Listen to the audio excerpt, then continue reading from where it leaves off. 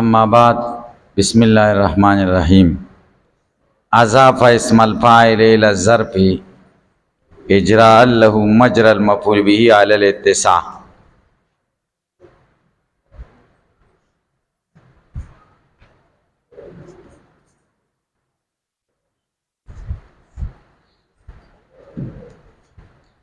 دا یو اعتراض دی او د هغې دوه جواب دي. اعتراض دا دی چې مالک صيغه د صفت دغه د اسم فاعل ده،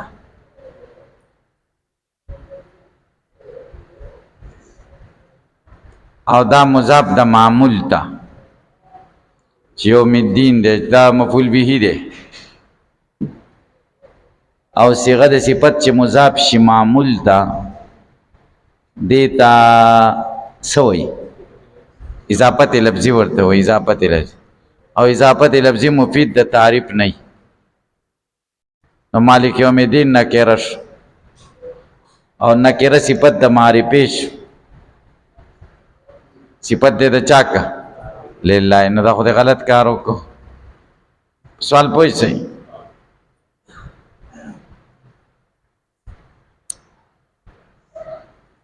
که صفت مشبه شي بیا دا اعتراض نشته. ولی ځکه بیا دا نشي ویلی چې ملک یوم الدین، ملک صفت مشبه ده او مفعول ته مضاف شوی چې یوم الدین معمول، ځکه صفت مشبه خو مفعول نه وي که نه، خو لازمي دی که نه. نو ځکه اضاف اسم الفاعل الی الظرف ظرف ته وویل. پوه شئ په اعتراض پوه شئ.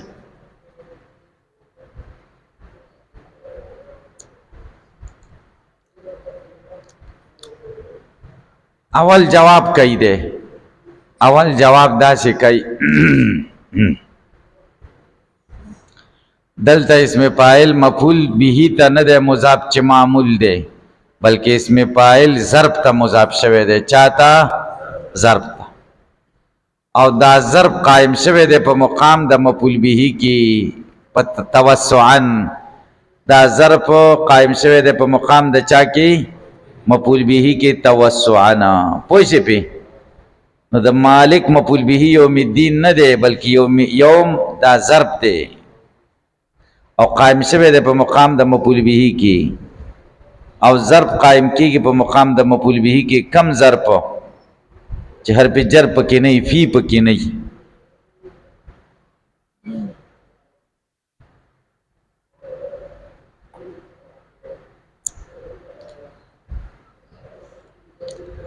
اصل کې دسې دی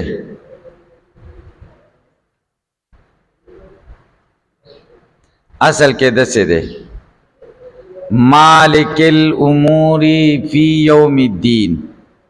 مالک الامور، مالک د ټولو کارونو دی په ورځ د قیامت.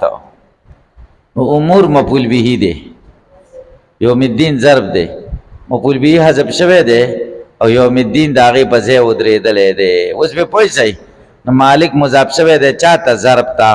نو صيغه د صفت مضاف معمول ته نشوه، غیر معمول ته شوه. نو دا اضافت معنوي شو. اضافت معنوي مفید د تعریف شو.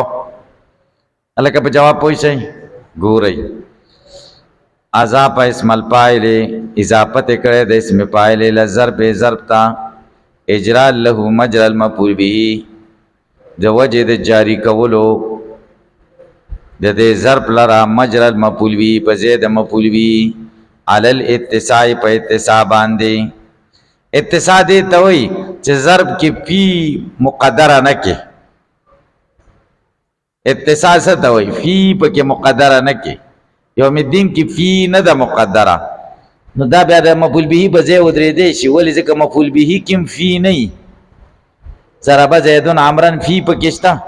د فعل او د فاعل په منځ کې، فعل او د مفعول په منځ کې فی نشته. او مالک یوم الدین مطلب یوم کې فی نشته.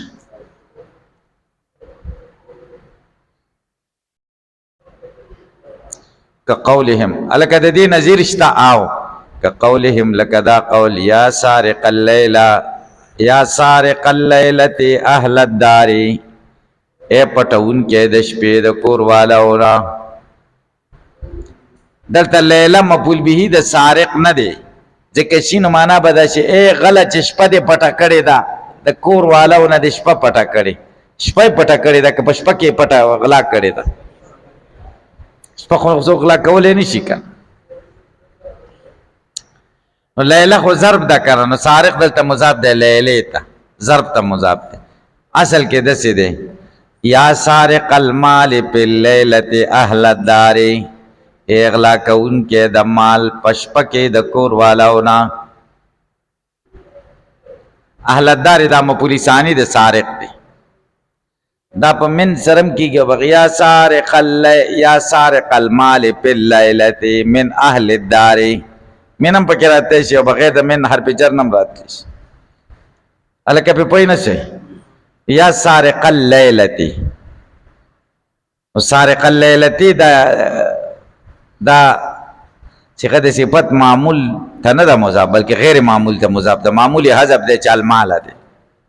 یا سارق المال فی اللیلة اهل الدار هلکه سرم خلاص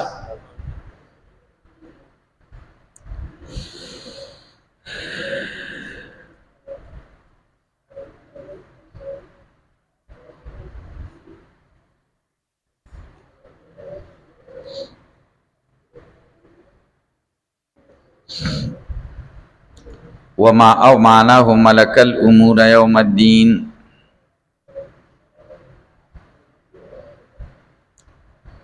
دا دویم جواب دی ما ته وګورئ چې مالک دا صيغه د اسم فاعل دا خدا عمل په ما بعد کې نه دی کړی ځکه اسم فاعل چې عمل کوي د هغې دپاره شرط دی څه شرط دی چې دا به په معنا د چای یا حال یا استقبالی او دلته په معنا د حال او استقبال نه ده بلکې په معنا د ماضی ده مالک معنا د ملکه مالک معنا د څه ملکه یوم الدین مالک دی د ورځې د جزا بیا اعتراض دی چې مالک دی نو یوم جزا خو شته نه نو ملکه ماضي څنګه ذکر کړ چې مالک شوی دی د ورځې د جزا مالک شوی خو نه دی مالک کیږي به جواب دار تاسو په مختصر کې ویلي کم کار چې مستقبل کې متحقق الوقوع د هغې نه تعبیر په ماضي سره کیږي لکه ونادا اصحاب الجنت خدای به آواز وکړي جنتیانو ته نو آواز خو به کوي که نه ونادا معنا دار چې خدای آواز کړی دی اصحاب الجنت جنتیانو دا خدای آواز کول متحقق الوقوع دي نو تعبیر یې په ماضي سره وکړي لکه ونفخ فی الصور پوک به وهلی شي تعبیر یې په ماضي سره وکړي یو معنی دا د ملک الامور یوم الدین مالک شوی دی د کارونو د دین په جزا په ورځ په طریقې د ونادا صاحب الجنتی مستقبل په معنا د ماضي سره دو جواب شو دریم جواب او له الملک فی هذا اليوم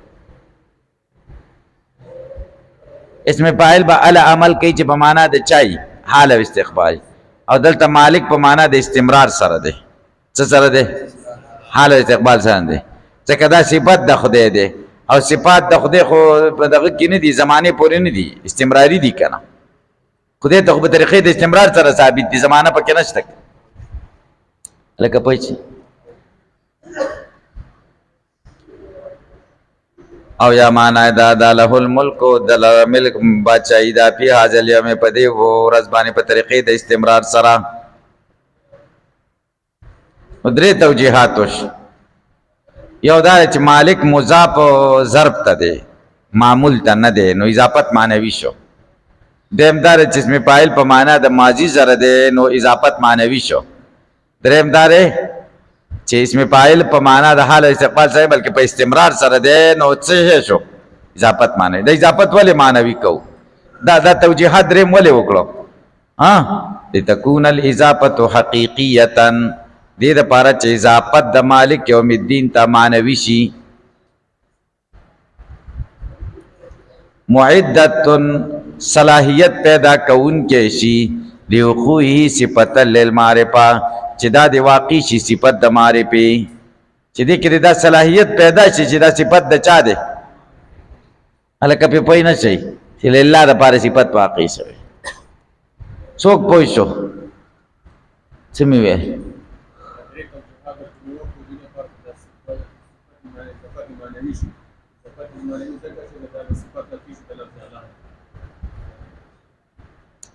صفت لفظي چې خو بیا د لفظ الله لپاره صفت نه واقع کېږي ځکه بیا خو تعریف پکې نه وي. وقیل هغه مخکې سره ولګوئ هلکه تاسو ځای پیدا کړئ. و یوم الدین یوم الجزا،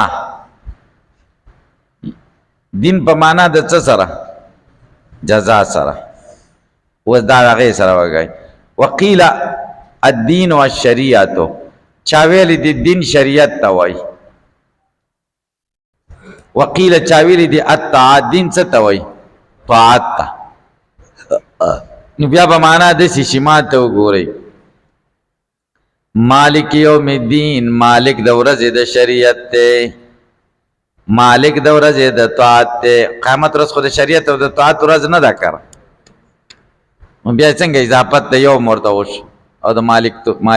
هلکه پې پوه شي دی جواب کوي. بیا عبارت په حذف د مضاف سره دی، معنا به داسې شي مالک جزا یوم جزای شریعت، مالک د ورځې د جزا د شریعت ته، چې شریعت باندې جزا ورکول کېږي د هغې ورځې مالک دی، په طاعت جزا ورکول کېږي د هغې ورځې مالک دی. ګورئ والمعنا یوم جزای الدین، معنا به داسې شي ورځ د جزا د دینه، دین نه شریعت او طاعت واړه، ورځ د جزا د شریعت، ورځ د جزا د طاعت ته.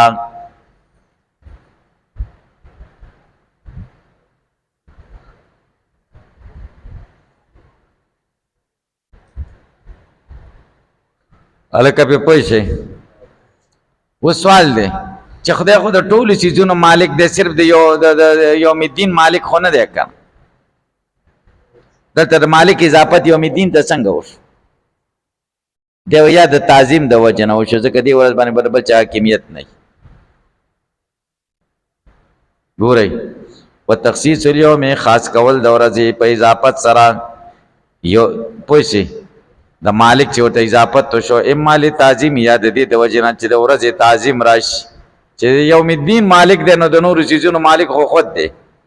او لتفردی تعالی بنفوذ الامر فیه، یا الله تعالی تنها دی په جاری کولو د حکم په دې ورځ کې. په دنیا کې خو د نورو خلکو حکمونه هم چلیږي مجازي، او هلته نه مجازي شته او نه حقیقي، هر څه د چا دي؟ الله دی. هلکه هلته بل بادشاه چلیږي، بل زورور هېڅ شی نشته، هر څه ختم. تاسې به پوه شئ هلته به دا غریبانان نیکان بادشاهان، نو دا بادشاهان به دا به چې لا څنګه ولاړي، دوی سره به خدای څه کوي؟ نیکان خو به نیکان خو بدانو خو کې به سم موږي ورمنډي. یقین وکړئ، تاسې په خدای یقین وکړئ چې رښتیا ته ویم. دوی سره به څه کوي؟ خدای قرآن کې وایي که نه؟ الله تعالی وایي که نه فی سلسلة زرعها 70 ذراعا، زنجیر به وي او یا غزا. خدای به ملایکو ته وایي فسلکو، دوی په زنجیر کې ورننه باسئ. یو خدای چې زنجیر پکې ورننوځي دا نه، دا دوی پکې ورننه باسئ. چرچڼې به پخوا چې کوم دی کتلي دي، چرچڼې به مو ونیولې که نه وبه میشتي او بیا په سیخ کې چې کوم دی دغه کې، نو سیخ ډېر غټي، نو دې نه معلومیږي او یا ګزه د دې ځای ګزونه نه د هغه ځای ګزونه، بیا پکې انسانان داسې دغه شي که نه ور فسلکو وبه پکې منډي او بیا به په اور کې اړئ راړئ اړئ راړئ. بیا لکه پې پوه شئ ثم فی سلسلة زرعها 70 او یا ګزه به یې فسلکو، خدای وی ورننه باسئ دی کې. ولې؟ انه کان لا یؤمن بالله العظیم، فالله یقین نو ولا یحض علی طعام المسکین، د مسکین په خوراک کې خلک نه تیزول. فلیس له اليوم دوست نشته، دوست دنیا کې دوست موس نشته، دلته خو دوستی نیولې وي که نه؟ ولا طعام الا من غسلین، او خوراک به هم نه د جنتیانو وینې زوی وی غسلین. هلکه پې پوه شئ نو مالک د ورځې د جزا خدای دی. تاسې په خبره پوه شئ که پې پوه؟ و اجراء هذه الاوصاف على الله،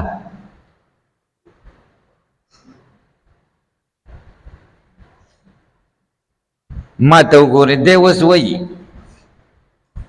څلور صفتونه خدای ته ذکر شو څلورو صفتونو نه یو حکم مخکې دی یو وروسته دی مخکې حکم دا دی چې مستحق د حمد خدای دی وروسته حکم دا دی چې عبادت خاص دی د الله پورې یا که نعبدو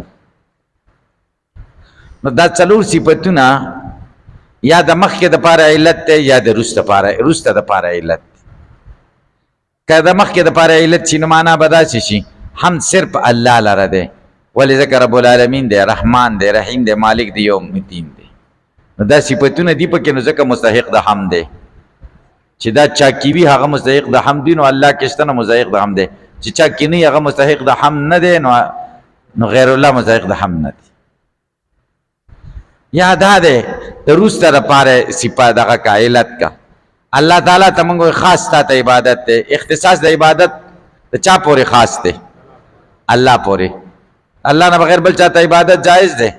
ولی الله پورې عبادت خاص دی ځکه دا صفات بل چا کې نشته د عبادت دپاره علت ربوبیت دی بل چا کې شته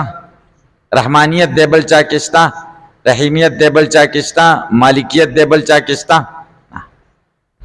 دا اول دپاره صراحتن علت دی او که په طریقې د مفهوم مخالف سره واخلې نو د اول دپاره هم علت کېدی شي او ثاني دپاره هم علت کېدی شي هلکه اوس به پوه شئ ګورئ و اجراء هذه دا اجراء هذه الاوصاف دا مبتدا ده او هغه بله کرخه کې للدلاله علی انه الحقیق بالحمد دا خبر دی جاری کول د دې وصفونو په الله تعالی باندې من کونی موجدا للعالمین چې د پیدا کوونکی د مخلوقاتو دی دا د رب نه معلومیږي رب لهم رب د مخلوقاتو دی منعما علیهم نعمت کوونکی دی په دوی دا د رحمان او د رحیم نه معلومیږي بالنعم کلیا په نعمتونو ټولو ظاهرها و باطنها اخکار د دې نعمتونو او پټ د نعمتونو نه عاجلها پوری د دې نعمتونو او عاجلها رستی د دې نعمتونو مالک لامورهم یوم الثواب اختیارمند دی د کارونو د دوی د ثواب په ورځ د بدلی په ورځ ولعقاب د عذاب په ورځ دا څلور صفتونه خدای ته ثابت کو للدلالت چې درته کې اعلی په دې باندې چې انه الحقیق بالحمد الله حقدار د حمد لا احد حق به منه ایسوک نشته چې ډېر حقداری به پر حمد سره منه د الله نه بل لا يستحق على الحقيقه سواه بلکې مستحق د حمد نه دی په حقیقت کې سواه د الله نه بغیر بل څوک د الله نه بغیر بل څوک مستحق د حمد نه دی دا ولی ځکه ترتب د حکم وشو ترتب د حکم په وسه پوشو او کم ځای کې چې ترتب د حکم په وسه پوشي دا مشعر وی په علتیت د وصف سره دا مشعری په څه باندې الکه په مسله پوه نه شئ ما ته وګورئ ته چاته وایي اکرم زیدن العالمه د زید عالم عزت وکړه د چا عزت وکړه پوه شئ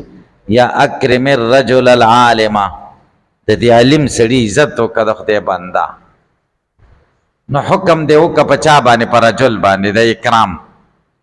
او رجل دی موصوف که په صفت د علم نو دا مشعر دی په دې چې د دې حکم چې اکرام دی د دې علت شی دی وصف دی چې څه دی علم اوس به پوه شئ دلته د حکم د استحقاق د هم په الله وکړو او الله دی موصوف که په صفات اربعه سره نو اگاهی دی په دې خبره ورکړه چې الله مستحق د حمد دی علت یې څه دی ربوبیت دی رحمانیت دی رحیمیت دی مالکیت دی دا سیزونه بل چا کې نشته لہذا استحقاق حمد هم نشته هلکه به پوه نه شئ فإن ترتب الحکم ځکه ترتب د حکم هلکه به پوه شئ مرتب کول د حکم په وصف باندې یشیر وګاهی ورکوي بعلیته له پایلت والی د وصف کې له چا لره د حکم لره یو ولل اشاره بلاګاهی ورکوي من طریق المفهوم د مفهوم مخالف د لارنا علا پدې خبران نامل لم يتصف بتلک صفات چوک چې پدې صفات متصف نه لا یستاهل حقدار نه دی لن یحمد چې د حمد شي فضلا عن ان يعبد دا لری خبره دا چې د عبادت دی وشي چاک چې دا صفات نه هغه د حمد مستحق نه دی نو د عبادت مستحق نه دی نو د عبادت مستحق هیڅوک نشته ځکه دا صفات پکې نشته نو څوک پاتې شو یو علانو بیا به څه چلو شي لیکون دلیلا علی ما بعد دا صفات اربعه به دلیل په ما بعد په یا کنا بدوش الکه په دې خبره تاسو سره خلاص فالوصف الاول اولنې وصف چې ربوبیت دی لبیان ما هو الموجب للحمد د بیان د هغه څه لپاره چې هغه ثابتون کې حمد لري چې هغه ایجاد او تربیه ده ایجاد خو پکې نشته کړه او تربیه کله کیږي چې شی موجود کی کنه یہ تربیت پر د وجود ده کنه ده تربیه پر د څه ده د وجود نو ایجاد پکې ضمنن دی والثاني دیم رحمان والثالث دیم رحیم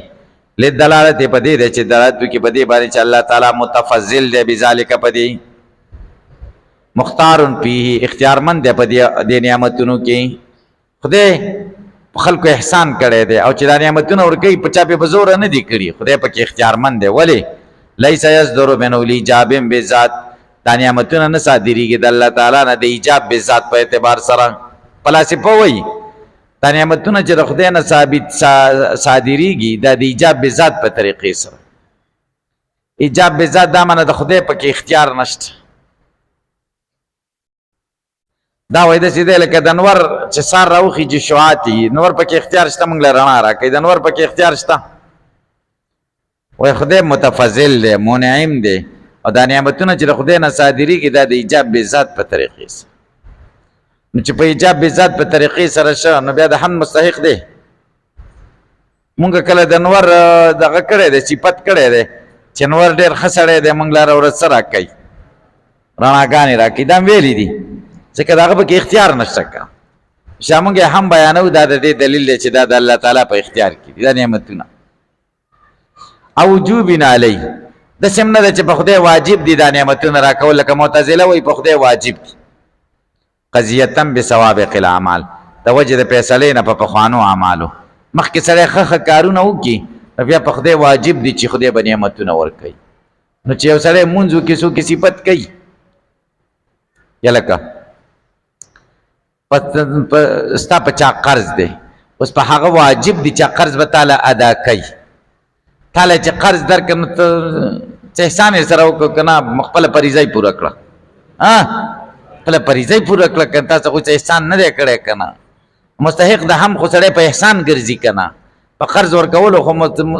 ته دا نه شې پلان کې ډېر سخي سړی دی یاره خو هلکه څه یې کړي دي زما 50 روپۍ قرض وې مال یې راکړي سخي دې ته وایي چې چاله قرض ورکړي نو معتزله وایي په خدای خلکو له نعمتونه ورکول په خدای واجب دي نو چې اوس موږ له خدای نعمتونه راکړي نو په خدای واجب دي بیا خو دغه نه شکریه نه ده پکار که نه هلکه پرې پوه نه شي الله تعالی چې موږ له نعمتونه راکړي خدای متفضل دی وجوب خپل نه پوره کوي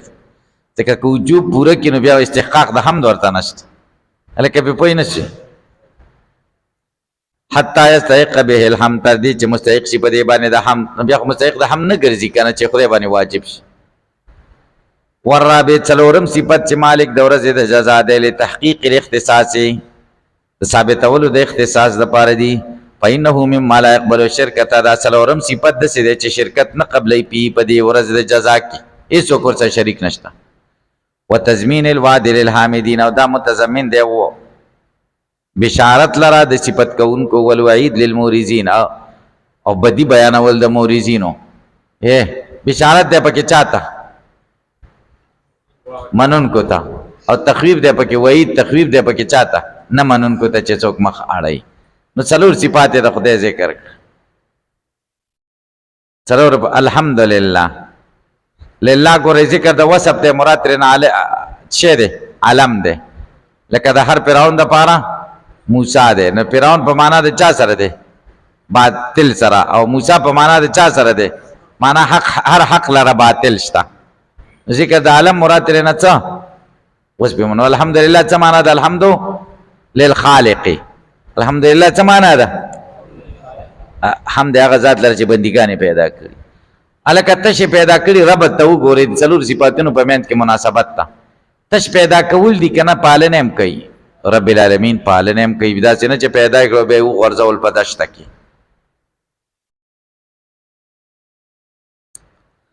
تربیت یې څنګه کوي تربیت دا تربیت خلق په وهلو کوي په کنځلو کوي کنه تربیت داسې تر نه الرحمن الرحیم کې طریقه د تربیت ذکر کوي نعمتونه ورکوي غټ نعمتونه واړه نعمتونه ورکوي خدای پیدام کو تربیت هم کوي نعمتونه هم ورکوي د دې به دې تپوس کوي که نه چې لاړه بس لاړه مالک یوم الدین او د دې تپوس به هم کوي لکه پې پوه شي نو چې اوس خدای داسې شه چې ته پیدا هم کړې ستا تربیت هم کوي تا ته نعمتونه هم درکوي او تا په قیامت کې نه تپوس کوي د کرم او د رحم معامله در سره کوي او که قیامت کې قرآن دی او که قیامت کې نه تپوس هم کوي نو اوس عبادت د چا پکار دی نو ایاک نعبدو خاص تا عبادت کوه لکه تاسې پې پوه شي دا به